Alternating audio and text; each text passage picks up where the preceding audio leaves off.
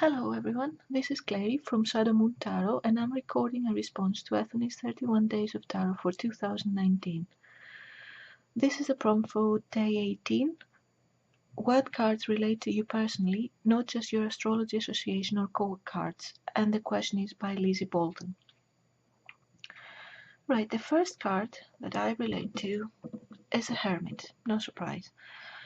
I love reading, writing, studying, and also I like solitude. I mean, don't get me wrong, I do socialize and go out and have fun with friends and everything, but it is very important to me to have time to myself because that helps me clear my head and organize my thoughts. So, Hermit is the first card. The second card that I relate to is the Fool.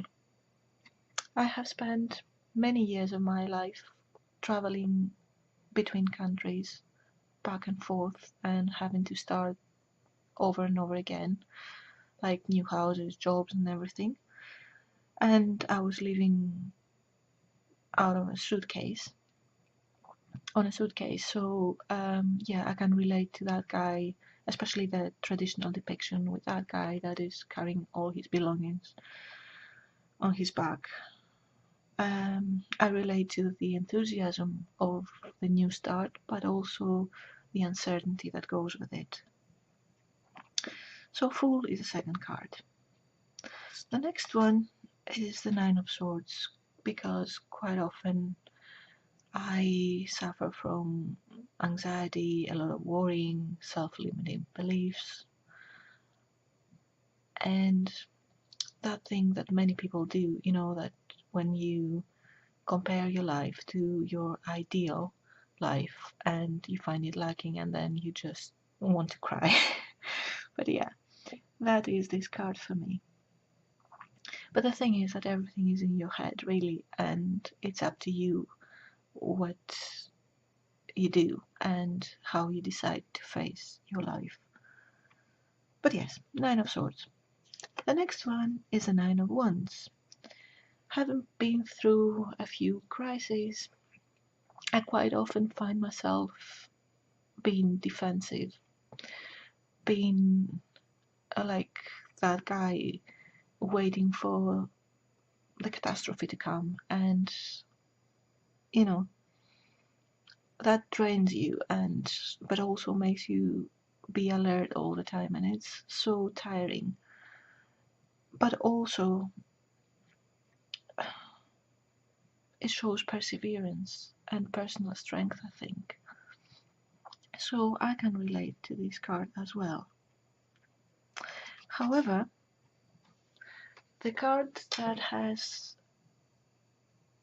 hit me harder and has changed my life and the way I see things and the way I see life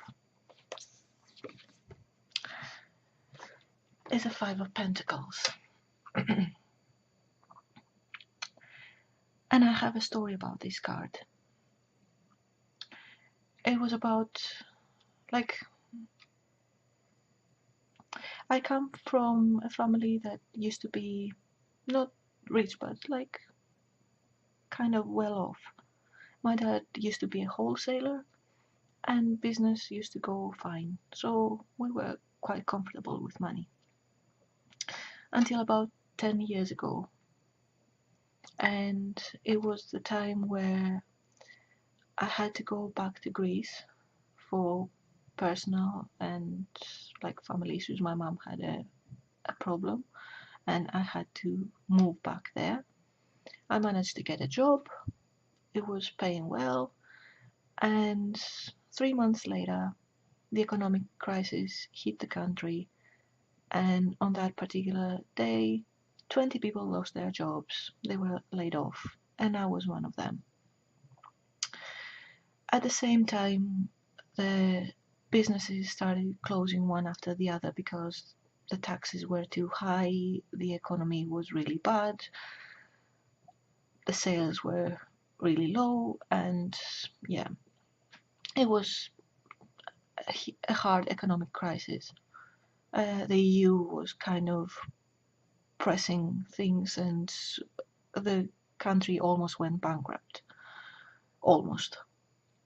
At that time, there were many customers that had bought from my dad, but they went bankrupt, so he lost a lot of money, and he made the decision to retire because he was overdue anyway. But to do that, we had to pay to close the books. And